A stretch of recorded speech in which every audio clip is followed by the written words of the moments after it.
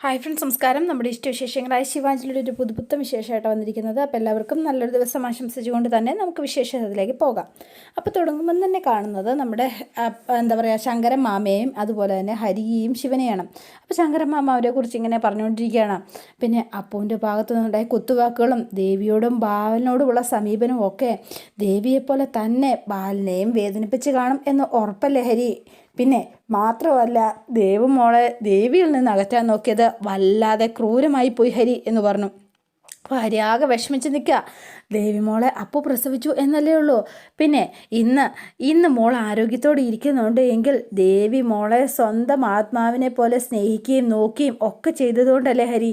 എന്താ അപ്പുവിനെ എങ്ങനെ ദേവിയോട് പെരുമാറാനും പറയാനും ഒക്കെ കഴിഞ്ഞു എന്ന് ഓർക്കുമ്പോൾ എനിക്കത് വിശ്വസിക്കാനേ കഴിയണില്ല. എന്തോ എനിക്കൊരു വല്ലായ്മ തോന്നുന്നു. ഒരു വിധത്തിൽ പറഞ്ഞാൽ അവരിങ്ങനെ ആയതിൽ ചെറുതല്ലാത്തൊരു പങ്ക് നിനക്കും ഉണ്ട് ഹരി എന്ന് പറഞ്ഞു. അമ്മാമേ, ഞാൻ നിൻ്റെ ഉത്തരവാദിത്തമില്ലാത്ത പെരുമാറ്റത്തിൻ്റെ കാര്യമാണ് ഞാനീ പറഞ്ഞത്. നിനക്കറിയോ, അപ്പുവായി കണ്ടെത്തി തന്ന നല്ലൊരു ജോലിക്ക് പോലും പോകാനായിട്ട് നീ കൂട്ടാക്കാൻ നിൽക്കാതെ നിസ്സാര കാര്യങ്ങൾ പറഞ്ഞ് നീ അത് ഒഴിവാക്കുകയല്ലേ ചെയ്തത്? അത് മാത്രമാണോ നീ ചെയ്തത്?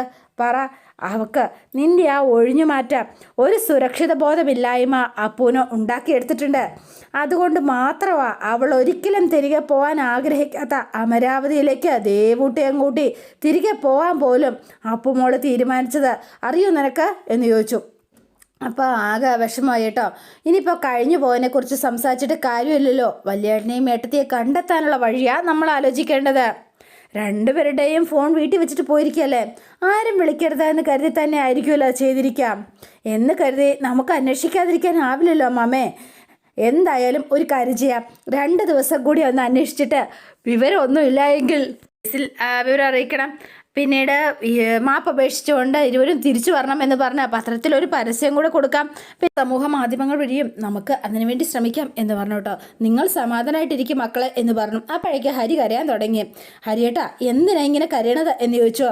അമ്മമ്മ പറഞ്ഞത് വളരെ ശരിയാടാ, എൻ്റെ ഉത്തരവാദിത്തമില്ലായ്മയാ ഇതിനൊക്കെ കാരണം എന്ന് പറഞ്ഞു.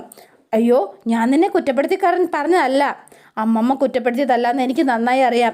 പക്ഷേ ഞാൻ ആ ജോലിക്ക് പോയിരുന്നുവെങ്കിൽ അപ്പൂൻ്റെ ഭാഗത്തുനിന്ന് ഇങ്ങനെ ഒരു പെരുമാറ്റങ്ങളൊന്നും തന്നെ ഉണ്ടാകുമായിരുന്നില്ല. അത് എൻ്റെ തെറ്റാ. ഞങ്ങൾ ഏട്ടനെയും ഏട്ടത്തെയും ഞങ്ങൾക്ക് നഷ്ടപ്പെടില്ലായിരുന്നു എന്ന് പറഞ്ഞ് ഹരി നിന്ന് കരയണം. ഹരിയേട്ടാ എന്ന് പറഞ്ഞുകൊണ്ട് ചേർത്ത് പിടിച്ചു കേട്ടോ. അപ്പം പിന്നെ കാണും നമ്മുടെ അഞ്ജുനെയും അപ്പൂനെയാണ്. അപ്പം രണ്ടുപേരും ഇങ്ങനെ ഉമ്മറത്തേക്ക് ഇരിക്കുകയാണ്. അല്ലപ്പൂ, ഇതുവരെയും ഹരിയേട്ടനെയും ശിവേട്ടനും അന്വേഷിച്ച് പോയിട്ട് എന്തായെന്ന് അറിയില്ലല്ലോ അപ്പൂ. ഇനിയിപ്പോൾ എന്താ ചെയ്യുക? ഇങ്ങോട്ടൊന്ന് വിളിക്കുന്നു പോലും ഇല്ലല്ലോ. വിവരമൊന്നും കിട്ടിക്കാണില്ല അഞ്ജു. എന്തായാലും അന്വേഷിക്കായിരിക്കും എന്ന് പറഞ്ഞു. ദേവൂട്ടിയെ സ്കൂളിലേക്ക് പറഞ്ഞു വിട്ടത് എന്തായാലും നന്നായി. ഇല്ലെങ്കിൽ അമ്മയും അച്ഛനെയും കാണണം എന്ന് പറഞ്ഞിട്ട് അവൾ വെറുതെ ശാഠ്യം പിടിച്ചേനെ എന്ന് പറഞ്ഞു. അപ്പോൾ ഇവരിങ്ങനെ സംസാരിച്ചുകൊണ്ടിരിക്കുന്ന സമയത്താണ് നമ്മുടെ ജയന്തി വരുന്നത്. ഈശ്വര, ഇതേ ജയന്തി അർച്ചി എന്തോ അറിഞ്ഞിട്ടുള്ള വരവാണെന്നാണല്ലോ തോന്നുന്നത് എന്ന് പറഞ്ഞു അപ്പു. അപ്പോൾ ജയന്തി അങ്ങോട്ടേക്ക് വരുവാ. ഓടി ഇങ്ങോട്ട് വന്നിട്ട്, അല്ല ഞാൻ ഈ കേട്ടതൊക്കെ സത്യമാണോ അഞ്ജു എന്ന് ചോദിച്ചു. ജയന്തി ചേച്ചി എന്ത് കേട്ടു എന്നാ?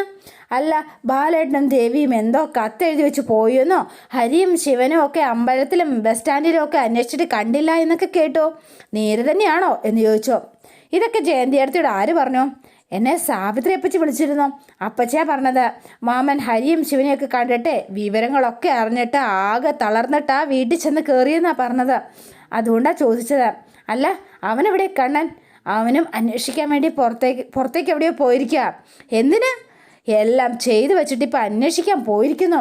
ലക്ഷങ്ങളുടെ കമ്പനി ഇറങ്ങാനുള്ള ആർത്തി കൊണ്ട് അവന് സ്വന്തം മകനെ പോലെ വളർത്തിയ ദേവിയുടെയും ബാലൻ്റെയും മുഖത്തു പോലെ നോക്കിയിട്ട് അവകാശങ്ങൾ ചോദിക്കുകയും ചാങ്കി കുത്തുന്ന വർത്തമാനം ചോദിച്ചതുകൊണ്ടല്ലേ അവരിപ്പം ആരോടും ഒരു വാക്കുപോലും പറയാതെ ഇറങ്ങിപ്പോയത്. എന്നിട്ടിപ്പോൾ അന്വേഷിക്കാൻ വേണ്ടി ഇറങ്ങിയിരിക്കുന്നു. ആദ്യം അവനെ അടിച്ചിറക്കി വിടണമായിരുന്നു.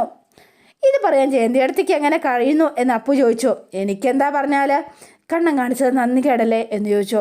ബാലനോടും ദേവിയോടും ഇങ്ങനെ ചെയ്യാമോ?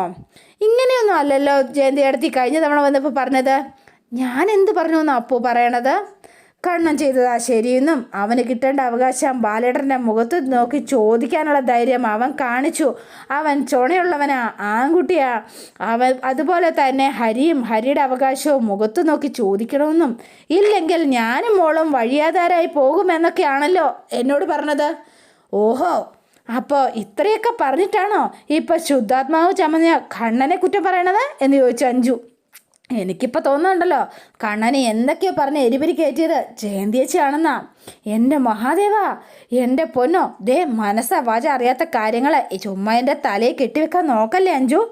സത്യം പറ, അപ്പൂനോട് പറഞ്ഞതുപോലെ കിട്ടാനുള്ള അവകാശം മുഖത്ത് നോക്കി ചോദിക്കണമെന്ന് ജയന്തിയേച്ചി കണ്ണനോട് പറഞ്ഞിട്ടില്ലേ എന്ന് ചോദിച്ചാൽ അവൻ എന്തോ കമ്പനി തുടങ്ങാനുള്ള ആവശ്യത്തിന് വേണ്ടിയാ ചെന്നൈയിൽ നിന്ന് വന്നതെന്നൊക്കെ പറഞ്ഞപ്പോൾ ബാലേട്ടനോട് ചോദിച്ചാൽ കിട്ടുമല്ലോ എന്ന് ഞാൻ പറഞ്ഞു എന്നുള്ളത് നേരാ. പക്ഷെ അവൻ 10-15 ലക്ഷം ചോദിക്കാനിരിക്കുന്നതെന്നൊന്നും എനിക്കറിയില്ലായിരുന്നു. അതറിഞ്ഞിരുന്നെങ്കിൽ ബാലേട്ടനെ കൊണ്ട് സാധിക്കില്ല എന്നും എന്താ പറയുക ബുദ്ധിമുട്ടിക്കരുതെന്ന് ഞാൻ സത്യമായിട്ട് പറഞ്ഞേനെ. കുറേ പറയും, അതെ പറഞ്ഞ് എന്തായിരിക്കും എന്നൊക്കെ ഞങ്ങൾക്ക് ശരിക്കും മനസ്സിലായി എന്ന് പറഞ്ഞപ്പോൾ അതുകൊണ്ട് ഇനി വെറുതെ കിടന്ന് ഉരുളാൻ നിൽക്കണ്ട എന്ന് പറഞ്ഞു. അപ്പോൾ ഇവരിങ്ങനെ നിൽക്കുകയാണ്. വെറുതെ അല്ല ബാലേട്ടൻ നിങ്ങളോട് മേലാൽ ഈ വീട്ടിൽ കയറരുതെന്ന് പറഞ്ഞത്. അയ്യോ എന്തേ ഇങ്ങനൊന്നും പറയില്ല എൻ്റെ പൊന്നപ്പൂ. നീ എന്താ ഒരു കമ്പനി തുടങ്ങാൻ പോകുന്നു കണ്ണൻ പറഞ്ഞപ്പോൾ അവന് കുറച്ച് ഉത്തരവാദിത്തമൊക്കെ ആയല്ലോ. നാളെ നല്ലൊരു നിലയിലേക്ക് ഉയർന്നു വരുവാണെങ്കിൽ വരട്ടെ എന്ന് കരുതി ഞാൻ കുറച്ച് പ്രോത്സാഹിപ്പിച്ച് സംസാരിച്ചു എന്നുള്ളത് സത്യം തന്നെയാണ്. അതെ, ഈ കുടുംബത്തിലുള്ള ദോഷം വരുന്ന രീതിയിൽ ഞാൻ എന്തെങ്കിലും പറയുമെന്ന് നിങ്ങൾക്ക് തോന്നുന്നുണ്ടോ എന്ന് ചോദിച്ചു. അപ്പോൾ അവരിങ്ങനെ മിണ്ടാതെ നിൽക്കാം. അല്ലെങ്കിൽ തന്നെ ഇതിലിത്ര ആദ്യ പിടിക്കേണ്ട കാര്യമുണ്ടെന്ന് എനിക്ക് തോന്നുന്നില്ല. ഇതിപ്പോൾ പെട്ടെന്ന് ഒരു സങ്കടം കൊണ്ട് ബാലും ദേവിയും തൽക്കാലത്തേക്ക് എവിടെയെങ്കിലും കുറച്ച് ദിവസം മാറി നിൽക്കാമെന്ന് കരുതി പോയിട്ടുണ്ടാവുള്ളൂന്നേ. വിഷമിക്കണ്ട. പിന്നെ അവർക്ക് എന്തെങ്കിലും മനോവിഷമം ഉണ്ടായിട്ടുണ്ടെങ്കിൽ അതിലും അപ്പൂനും ഉണ്ടല്ലോ മോശമല്ലാത്തൊരു പങ്ക് എന്ന് ചോദിച്ചു. അപ്പോൾ അപ്പു ഉണ്ട് ഒരു കുത്തു കൊടുത്തു. എന്താ ഞാൻ പറഞ്ഞത് ശരിയല്ലേ അപ്പൂ? ദേവൂട്ടിയെ ദേവിയിൽ നിന്ന് അകറ്റാനായിട്ട് നീ ശ്രമിച്ചത് കൊണ്ടല്ലേ അപ്പോൾ ഇപ്പോൾ ദേവിയും ബാലേട്ടനും ആരോടും പറയാതെ ഇവിടുന്ന് ഇറങ്ങിപ്പോകാനുണ്ടായുള്ളതിന് പ്രധാന കാരണം തന്നെ എന്താ ശരിയല്ലേ? അതിൽ ജയന്തിയേച്ചിക്കുണ്ട് പങ്ക് എന്ന് പറഞ്ഞു അഞ്ജു. എനിക്കെന്ത് പങ്ക്? അപ്പൂൻ്റെ കുഞ്ഞിനെ കൊണ്ട് ദേവിച്ചി അമ്മയെന്ന് വിളിക്കുമെന്ന് പറഞ്ഞ നാൾ മുതൽ സമയം കിട്ടുമ്പോഴൊക്കെ അതിനെതിരെ ഓരോന്ന് പറഞ്ഞ് അപ്പൂൻ്റെ മനസ്സ് മാറ്റാൻ ശ്രമിക്കാച്ചോണ്ടിരുന്ന ആളല്ലേ ഈ ജയന്തിയേച്ചി. ഞാനങ്ങനെ പറഞ്ഞു എന്ന് കരുതി അപ്പു അതിനെ കേട്ട ഭാവം കാണിച്ചില്ല എന്ന് മാത്രമല്ല എന്നോട് എതിർത്ത് സംസാരിക്കുകയാണല്ലോ ചെയ്തത്. ഇപ്പം ഈ കുടുംബത്തിലുള്ള ഇറങ്ങിപ്പോവേണ്ടവരും അവസ്ഥ ഉണ്ടാവും എന്ന് തോന്നിയതുകൊണ്ടല്ലേ ദേവിയുടെ കാര്യത്തിൽ നിന്നും ദേവൂട്ടിനെ മാറ്റാനായിട്ട് അപ്പു തീരുമാനിച്ചത്. എന്താ ഈ അഭിപ്രായം അങ്ങനെയല്ലേ ഉണ്ടായത്? അതിനെങ്ങനെയാടി ഞാൻ ഉത്തരവാദിയാകുന്നത് എന്ന് ചോദിച്ചു. അപ്പം അപ്പു മിണ്ടാതിരിക്കാം. അല്ല ദേവൂട്ടി എവിടെ? അല്ല മോളെ സ്കൂളിൽ പോയി. അയ്യോ എൻ്റെ മഹാദേവ, സ്കൂളിൽ പോയിന്നോ? അതെന്ത് പരിപാടിയാ? ബാലേട്ടനും ദേവിയും കാണാനില്ല എന്നറിഞ്ഞിട്ടും നിങ്ങൾക്ക് എങ്ങനെ മോളെ പറഞ്ഞു വിടാൻ തോന്നി? ഇവിടെ നിന്നാൽ ദേവിയടത്ത് എവിടെയെന്ന് ചോദിച്ചാൽ അവൾ കരയാൻ തുടങ്ങും. അതുകൊണ്ടാ സ്കൂളിൽ വിട്ടത് എന്ന് പറഞ്ഞു. എനിക്ക് തോന്നുന്നതേ 2 ദിവസത്തിൽ കൂടുതലൊന്നും ഈ കുടുംബത്തിൽ നിന്ന് മാറി നിൽക്കാനൊന്നും ബാലേട്ടനും ദേവിക്ക് സാധിക്കില്ല എന്നാ. അതുകൊണ്ട് വിഷമിക്കേണ്ട കാര്യമൊന്നുമില്ലെന്നേ. അതൊന്നും സാരമില്ലാത്ത കേസേ ഉള്ളന്നേ. അവരെത്രയും വേഗം മടങ്ങി വരണമെന്ന് തന്നെയാ ഞങ്ങളുടെയും പ്രാർത്ഥന എന്ന് പറഞ്ഞു. പക്ഷേ ഈ കത്തൊന്ന് ജയന്തിയേച്ചി ഒന്ന് വായിച്ചു നോക്ക് എന്ന് പറഞ്ഞ് ജയന്തിയുടെ കയ്യിലേക്ക് കൊടുത്തു. ജയന്തി വേഗം കത്തൊക്കെ വാങ്ങി വായിച്ചിട്ടൊരു ഷോക്ക് ട്രീറ്റ്മെൻറ്റ് പോലെ ജയന്തി ഉടനെ തന്നെ പറയുകയാണ്. അതെ, അയ്യോ എൻ്റെ മഹാദേവ, എൻ്റെ പൊന്നോ, ഇത് വെറും കത്തല്ലപ്പോ, ഇത് ആത്മഹത്യക്കുറിപ്പാ എന്ന് പറഞ്ഞു. ഇവർ രണ്ടുപേരും ഞെട്ടിത്തരിച്ചു പോയി. അപ്പോൾ ചാടി ഇങ്ങോട്ട് എഴുന്നേറ്റു. എന്നിട്ട് ജയന്തി അടുത്തി ഞങ്ങളാകെ നെഞ്ച് കത്തി നിൽക്കുക, അതിന് എണ്ണ ഒഴിക്കാതെ വേഗം പോകാൻ നോക്ക്, അല്ലെങ്കിൽ നിങ്ങളുടെ നാവിൽ നിന്ന് ശകുനം കെട്ട വർത്തമാനല്ലേ വീഴുള്ളൂ. അതിന് നീ എന്തിനാടി അഞ്ജു എൻ്റെ അടുത്ത് ചാടിക്കടിക്കുന്നത്? കത്ത് വായിച്ചപ്പോൾ എൻ്റെ ഉള്ളിൽ തോന്നിയ പേടി കൊണ്ട് ഞാനങ്ങ് പറഞ്ഞു പോയതാ, അത്രയേ ഉള്ളൂ എന്ന് പറഞ്ഞു. അല്ല നിങ്ങൾ എല്ലാവരോടും അല്ലേ അവരെ ഇങ്ങനെ ഒരു അവസ്ഥയിലാക്കിയത്, അതിനിപ്പം ഞാൻ എന്ത് പഴിച്ചു എന്ന് ചോദിച്ചു. അപ്പോഴും മിണ്ടുന്നില്ല. അപ്പോഴേക്കുമാണ് നമ്മുടെ ഹരിയും ശിവനോടെ കയറി വരുന്നത്. അപ്പോൾ ഇവർ കയറി വന്നു. എന്തായി ശിവേട്ട എന്ന് ചോദിച്ചു. ഒരു വിവരവും ഇല്ല. ആദ്യം ക്ഷേത്രത്തിലാണ് പോയി അന്വേഷിച്ചത്. അപ്പോൾ അവിടെ ചെന്നപ്പോഴത്തേനും അവർ അവിടെ ചെന്നിട്ടില്ല. ഇന്നലെ ചെന്നിരുന്നു അത്രേ. ഇന്നലെ ചെന്ന് നമ്മുടെ പേരും നാളും ഒക്കെ പറഞ്ഞ് എല്ലാവരുടെയും പേരിൽ 1 വർഷത്തേക്കുള്ള അർച്ചനയ്ക്കുള്ള പൈസ അടച്ചിട്ടടുത്തേ പോയിരിക്കണതെന്നാണ് പറഞ്ഞത്. എൻ്റെ ഭഗവതി, അയ്യോ ഇനിയിപ്പോൾ എന്താ ചെയ്യുക? മേനോ ചേട്ടനാ പറഞ്ഞത്. പിന്നെ എന്താ ഇങ്ങനെയെന്ന് ചോദിച്ചപ്പോൾ ഒരു തീർത്ഥയാത്രയ്ക്ക് പോവാന്ന് പറഞ്ഞു എന്നാണ് പറഞ്ഞത്. അപ്പോൾ ഇവരാകെ സങ്കടത്തിലായിട്ടോ. അയ്യോ ഇനിയിപ്പോൾ എന്താ ചെയ്യാം? വല്യേട്ടൻ്റെ പരിചയക്കാരോട് പലരോട് തിരക്കി, അവരാരോടും ഒന്നും പറഞ്ഞിട്ടില്ല. പിന്നെ റെയിൽവേ സ്റ്റേഷനും ബസ് സ്റ്റാൻഡിലും അങ്ങനെ ഏട്ടകളുടെ സുഹൃത്തുക്കളുടെ കടയിലും അങ്ങനെ എല്ലായിടത്തും അറിയിച്ചു.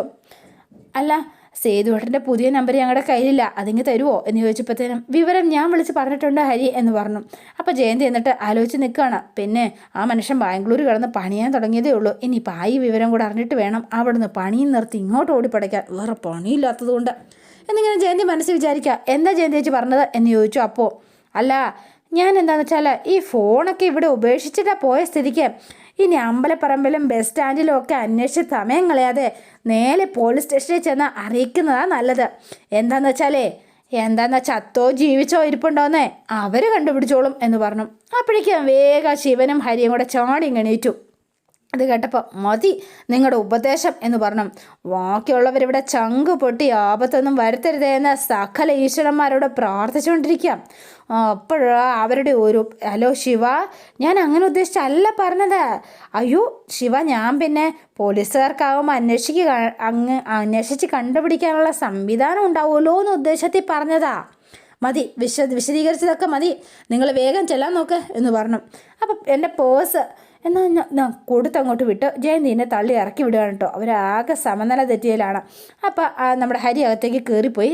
അപ്പോൾ അപ്പു ആ കത്തെടുത്തിട്ട് ശിവ ഈ കത്ത് വെച്ചോ മോനെ സൂക്ഷിച്ച്, എന്താണെന്ന് വെച്ചാൽ പോലീസ് സ്റ്റേഷനിൽ പരാതി കൊടുക്കാൻ പോകുമ്പം ഇതോടെ കാണിക്കാം എന്ന് പറഞ്ഞ് അപ്പു കൈ കൊടുത്തിട്ട് അവരകത്തേക്ക് കയറിപ്പോയി. പിന്നെ കാണുന്നത് ഹരി നേരെ കൃഷ്ണൻ്റെ മുന്നിലേക്ക് ചെല്ലുകയാണ്. എന്നിട്ട് അവിടെ നിന്ന് കൈകൂപ്പി പ്രാർത്ഥിക്കുക. എൻ്റെ കൃഷ്ണ, എൻ്റെ ഏട്ടനും ഏട്ടത്തി എവിടെയാണെന്ന് നിനക്കറിയാം. ഇത്രയും വർഷത്തിനിടയ്ക്ക് നിൻ്റെ മുന്നിൽ തിരി തെളിച്ച് തൊഴുതു പ്രാർത്ഥിക്കാത്ത ഒരു ദിവസം പോലും എൻ്റെ ഓർമ്മയിൽ എൻ്റെ ഏട്ടത്തിയുടെ ജീവിതത്തിൽ ഉണ്ടായിട്ടില്ല. അതെനിക്കറിയാം എന്ന് പറഞ്ഞു. ഈ കുടുംബത്തിലെ സങ്കടമായാലും സന്തോഷമായാലും നിന്നോട് പറയാതെ ഏട്ടത്തിയുടെ ദിവസം തുടങ്ങാറുമില്ല. അറിയാലോ കണ്ണാ നിനക്ക്. ആ മനസ്സ് മനസ്സിലാക്കാതെ ഞങ്ങൾ ഓരോരുത്തരും അറിഞ്ഞോ അറിയാതെയോ ചെയ്തു പോയ തെറ്റും എന്തൊക്കെയോ പറഞ്ഞ് വേദനിപ്പിച്ചു പോയി. നീ ക്ഷമിക്കണം. അതുകൊണ്ട് എൻ്റെ പൊന്നു കൃഷ്ണ ആ കാൽക്കൽ വീണ് മാപ്പ് പറയണം. അതിനു വേണ്ടിയിട്ട് എൻ്റെ പൊന്നു സമസ്ത അപരാധവും ഏറ്റു പറയണം എന്ന് പറഞ്ഞു. അതിന് നീ ഞങ്ങൾക്ക് ദയ കാണിക്കണം എന്ന് പറഞ്ഞ് ഇങ്ങനെ കരയാണ് നമ്മുടെ ഹരി. അത് ഞങ്ങൾക്ക് അവരെ കാണിച്ചു തരണം ഭഗവാനെ എന്ന് പറഞ്ഞു. അപ്പോഴാണ് കണ്ണം കയറി വരുന്നത്. എല്ലായിടത്തും അന്വേഷിച്ചു, പക്ഷെ ഒരിടത്തും കണ്ടെത്തിയില്ല ഹരിയേട്ടാ, തെറ്റുപറ്റിപ്പോയി എന്ന് പറഞ്ഞു. കമ്പനി തുടങ്ങാനുള്ള അത്യാഗ്രഹം കൊണ്ട് എല്ലാവരോടും ഞാൻ വളരെ പറയാൻ പാടില്ലാത്ത വാക്കുകൾ പലതും പറഞ്ഞു പോയി. പിന്നെ ദേവുട്ടിയോട് പോലും ഞാൻ ചെയ്തത് ഒരിക്കലും ചെയ്യാൻ പറ്റാത്ത അപരാധമായിപ്പോയി. എനിക്കറിയാം, ഞാൻ അവളെ കരയിക്കാൻ പാടില്ലായിരുന്നു. ഞാൻ ചെയ്തത് വലിയ തെറ്റ് തന്നെയാണ് ഹരിയേട്ടാ. അപ്പോൾ ഭഗവാന്റെ മുന്നിൽ കൃഷ്ണ എന്നൊക്കെ വിളിച്ച് കൈകൂപ്പി നിൽക്കുകയാണ് കണ്ണൻ. അറിവില്ലായ്മ കൊണ്ട് ചെയ്തു പോയ തെറ്റുകളൊക്കെ പൊറുക്കണം എന്ന് പറഞ്ഞ് കൈകൂപ്പി നിൽക്കുക. ഞാൻ കാരണം ഞങ്ങളുടെ വലിയേട്ടനും വലിയേടത്തേക്കും ഒരാപത്തും വരുത്തരുത് എൻ്റെ കൃഷ്ണ, ഞങ്ങൾക്ക് അവനെ തിരിച്ചു തരണേ എന്നൊക്കെ പറഞ്ഞ് കണ്ണൻ ഇങ്ങനെ നിൽക്കുകയാണ്. ഇനി ഒരിക്കലും എന്നിൽ നിന്ന് അവർ വേദനിക്കാനായിട്ടുള്ള ഒരവസരവും ഞാനായിട്ട് ഒരിക്കലും കുടുംബത്തുണ്ടാക്കില്ല എന്ന് പറഞ്ഞു. എന്നിട്ട് ഹരിയുടെ നേരെ തിരിഞ്ഞു. ഹരിയേട്ടാ, എന്നെ വെറുക്കല്ലേ ഹരിയേട്ടാ എന്ന് പറഞ്ഞിട്ടോ. അപ്പോൾ ഹരി ഇങ്ങനെ തിരിഞ്ഞിരിക്കുകയാണ്. ഞാൻ പറഞ്ഞു പോയതൊക്കെ കൊച്ചടുത്തോട് പറഞ്ഞതൊക്കെ വേദനിപ്പിച്ചിട്ടുണ്ടെങ്കിൽ കാല് പിടിച്ച് ഞാൻ മാപ്പ് പറയുക, എന്നോട് പൊറുക്കണം. എടാ കണ്ണാ, നീ എന്നോടോ അപ്പൂനോടോ പറഞ്ഞതൊന്നും അല്ല. ഞാനും നിന്നോട് വളരെ മോശമായിട്ട് പെരുമാറിയിട്ടുണ്ടെന്ന് എനിക്കും അറിയാം. പക്ഷേ അതൊക്കെ വലിയേട്ടനെയും വലിയേടത്തെയും നീ വേദനിപ്പിച്ചു എന്ന് തോന്നിയപ്പോൾ പറഞ്ഞ വാക്കുകളാണ് എന്ന് പറഞ്ഞു. എല്ലാവരും എന്നെ ഒറ്റപ്പെടുത്താണെന്നും എൻ്റെ വാക്കിന് ഒരു വില തരില്ല എന്നുള്ള അബദ്ധ വിചാരം കൊണ്ട് എനിക്ക് സംഭവിച്ചു പോയതാ. നിൻ്റെ വാക്ക് വില കൊടുത്ത് തരാത്തത് കൊണ്ടായിരുന്നില്ലല്ലോ ശിവൻ അവൻ്റെ ഊട്ടുപുര പോലും പണയം വെച്ചിട്ട് 7 ലക്ഷം രൂപയോളം നിനക്ക് തരാനായിട്ട് ബാലേട്ടനെ കൊണ്ട് ഏൽപ്പിച്ചതാ. അത് വാങ്ങിയാലും ബാക്കി പണം കിട്ടിയില്ലല്ലോ എന്ന് ചിന്തിച്ചു പോയി. അത് മാത്രമല്ല, ഊട്ടുപുര പണയം വെച്ചിട്ടാണ് എനിക്ക് പൈസ തന്നതെന്ന് എനിക്ക് അറിയില്ലായിരുന്നു എന്ന് പറഞ്ഞു. ശിവേട്ട, എന്നോട് പൊറുക്കണം എന്ന് പറഞ്ഞു. ഇല്ല, നിന്നോട് പൊറുക്കാൻ എനിക്ക് കഴിയില്ല എന്ന് പറഞ്ഞു ശിവൻ. അപ്പം ശിവൻ ആകെ റഫായിട്ട് നിൽക്കുകയാണ്. ശിവ, സാരമില്ലടാ, ഇവൻ്റെ അറിവില്ലായ്മ കൊണ്ട്. ഇല്ല ഹരിയേട്ടാ, അറിവില്ലായ്മ കൊണ്ട് സംഭവിച്ചതൊന്നും അല്ല, ഇവൻ്റെ അതിബുദ്ധി കൊണ്ട് സംഭവിച്ചതാ. പൂജാമുറിയിലിരുന്ന് കരഞ്ഞത് കൊണ്ട് ഒരു കാര്യമില്ലടാ. ഈ ദിവനായിട്ട് ചെയ്തു കൂട്ടിയതിൻ്റെ ശിക്ഷ ഈ കുടുംബം ഒന്നിച്ചനുഭവിക്കേണ്ടി വന്നതാ. അത് വലിയേട്ടൻ്റെയും വലിയേടത്തിയുടെയും മനസ്സ് നോവിച്ചതിന് ഈശ്വരനായിട്ട് തന്നിരിക്കുന്ന ഒരു പരീക്ഷണ. ഇനി അത് അതിജീവിക്കണമെങ്കിൽ അവരെ കണ്ടെത്തണം.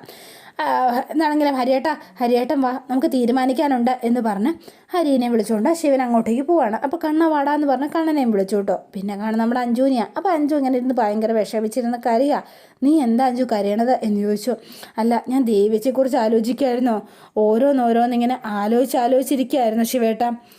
സത്യം പറയട്ടെ, കുറേ ദിവസങ്ങളായിട്ട് ദേവേച്ചി പറഞ്ഞത് പലതും ഇപ്പോൾ ഓർക്കുമ്പോൾ ഇങ്ങനെ നമ്മളെയൊക്കെ വിട്ടു പോവുകയും കുറച്ച് ദിവസങ്ങൾക്ക് മുന്നേ അവർ തീരുമാനിച്ചിരുന്നു എന്നാണ് എനിക്ക് തോന്നിയത്.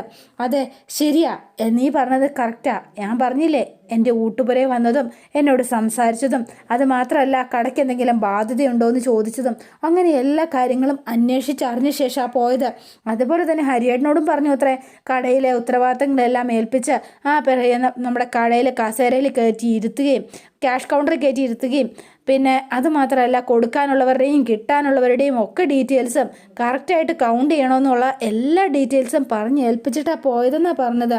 എന്നിട്ട് ഹരിയേട്ടൻ ആ കാര്യങ്ങളൊന്നും ഇവിടെ വന്ന് പറഞ്ഞു തരുന്നില്ലല്ലോ എന്ന് പറഞ്ഞു. അല്ല, എന്നിട്ട് എന്തിനാന്ന് വല്യേട്ടനോട് ചോദിച്ചില്ലേ ഹരിയേട്ടൻ? ചോദിച്ചപ്പോൾ കടയിലെ ഡസ്റ്റ് അല്ലെങ്കിൽ പൊടിയുടെ അലർജി ആയിരുന്നു എന്നും അത് കുറച്ച് ദിവസം കടയിൽ നിന്ന് മാറി നിൽക്കുന്നതുകൊണ്ടാണ് ഇതൊക്കെ ഏൽപ്പിച്ചതെന്നാണ് പറഞ്ഞത്. അതൊക്കെ വിശ്വസിച്ച ഹരിയേട്ടന് വരുന്നത്. നാളെ എന്താണെങ്കിലും പോലീസ് സ്റ്റേഷനിൽ ഒരു പരാതി കൊടുക്കണം എന്ന് തന്നെയാണ് ഹരിയേട്ടൻ പറയണത്. അത് വേണോ ശിവേട്ട? എന്താണെങ്കിലും ആ നാട്ടുകാരറിഞ്ഞാൽ നാണക്കേടാവില്ലേ? നാട്ടുകാരുടെ പ്രശ്നമല്ല, ആരോടും പറയാതെ വീട് വിട്ടു ഇറങ്ങിപ്പോയി എന്നറിഞ്ഞാൽ നാണക്കേടാവില്ലേ? നാണക്കേട് നോക്കിയിട്ട് കാര്യമില്ല അഞ്ജു. എന്താണെങ്കിലും എങ്ങനെയെങ്കിലും കണ്ടെത്തുക എന്നുള്ളതേ ഉള്ളൂ. അതിനെന്തൊക്കെ ചെയ്യാൻ പറ്റുമോ അതൊക്കെ ചെയ്തേ പറ്റൂ എന്ന് പറഞ്ഞു. എന്താണെങ്കിലും അന്ന് അപ്പുവടുത്തി വലിയ അടുത്തോട് അങ്ങനെയൊക്കെ പെരുമാറിയിട്ടും ചങ്കിക്കൊടുത്തുന്ന പോലെ സംസാരിച്ചിട്ടും എല്ലാവരോടെ ഒരുമിച്ച് ഏറ്റവും അവസാനത്തെ ദിവസം എല്ലാവരെയും ഒരുമിച്ച് വിളിച്ച് അപ്പുവടുത്തിയും ഹരിയണ്ണനും ചെന്ന് ബാലേട്ടനും ദേവേച്ചിയും വിളിച്ച് ഒരുമിച്ചിരുന്ന് അത്താഴം കഴിച്ചത് എല്ലാവരുടെയും അവസാനത്തെ അത്താഴമായിട്ട് അവർക്ക് സന്തോഷിച്ച് മടങ്ങാൻ വേണ്ടിയിട്ടുള്ളതായിരുന്നെന്നാണ് എനിക്ക് തോന്നുന്നത്. എല്ലാം മുൻകൂട്ടി ഉറപ്പിച്ച് തീരുമാനിച്ചിട്ട് തന്നെയാണ്. പിന്നെ ഞാൻ വീട്ടിൽ പ്രസവത്തിന് പോണില്ല, ദേവേച്ചി നോക്കിയാൽ മതി എന്ന് പറഞ്ഞപ്പം അത് ശരിയല്ല എന്നും അച്ഛനും അമ്മയും എൻ്റെ ഒരു കുഞ്ഞിനെ കാണാൻ വേണ്ടി കാത്തിരിക്കുകയാണെന്നും അവരുടെ ആഗ്രഹത്തെ മാനിക്കണമെന്നും ഒക്കെ പറഞ്ഞ് ദേവേച്ചി എല്ലാം പറഞ്ഞുറപ്പിച്ചിട്ടാണ് പോയത്. നീണ്ട യാത്രയ്ക്ക് അവർ മനസ്സുകൊണ്ട് ഒരുങ്ങിയിട്ട് തന്നെയായിരിക്കും. സ്നേഹിച്ചവരാൽ അവഗണിക്കപ്പെട്ട് ജീവിക്കുന്നതിനേക്കാൾ നല്ലത് അങ്ങനൊരു ജീവിതം വേണ്ടാന്ന് വെക്കുന്നത് നല്ലതെന്ന് വല്യേട്ടൻ ആ കത്തിൽ എഴുതിയത് എന്തുദ്ദേശിച്ചിട്ടായിരിക്കും ശിവേട്ട? എനിക്കറിയില്ല. ഇനി അതിനെക്കുറിച്ച് ഓർക്കുമ്പോൾ എൻ്റെ ഉള്ളിൽ ഇപ്പോഴും പെടിയാ. ഇനി അവരെന്തെങ്കിലും കടുങ്കൈ ചെയ്യുമോ എന്ന് ചോദിച്ച് അഞ്ജു ആകെ സങ്കടപ്പെട്ട് ഭയങ്കര കരച്ചില്ല. അഞ്ജു, നീ ഇങ്ങനെ ഓർത്ത് വിഷമിക്കല്ലേ, ഇതുപോലെ സങ്കടപ്പെടുത്തല്ലേ, നീ മനസ്സ് വിഷമിപ്പിക്കല്ലേ. എന്താണെങ്കിലും നാളെ പോലീസ് സ്റ്റേഷനിൽ ഒരു പരാതി കൊടുക്കാം എന്ന് തീരുമാനിച്ച് ഇവർ രണ്ടുപേരോട് ഇങ്ങനെ ഇരിക്കുകയാണ്. അപ്പോൾ അതോടെയാണ് ഇന്നത്തെ വിശേഷം അവസാനിക്കുന്നത്. ഇനി നാളത്തെ വിശേഷം ഇതിലും ഗംഭീരമാണ്. അപ്പോൾ എല്ലാവരും വെയിറ്റ് ചെയ്യുക. നിങ്ങൾക്ക് ഇഷ്ടപ്പെട്ടുവെങ്കിൽ ലൈക്ക് ചെയ്യുക, ഷെയർ ചെയ്യുക, തൊട്ടടുത്ത ആ ബെൽ ബട്ടൺ കൂടെ ഒന്ന് ഞെക്കുകയാണെങ്കിൽ ഞാനിടുമ്പോൾ തന്നെ നോട്ടിഫിക്കേഷൻ ലഭിക്കുന്നതായിരിക്കും. പുതുപുത്തൻ വിശേഷമായിട്ടെത്താം. Bye and see you again.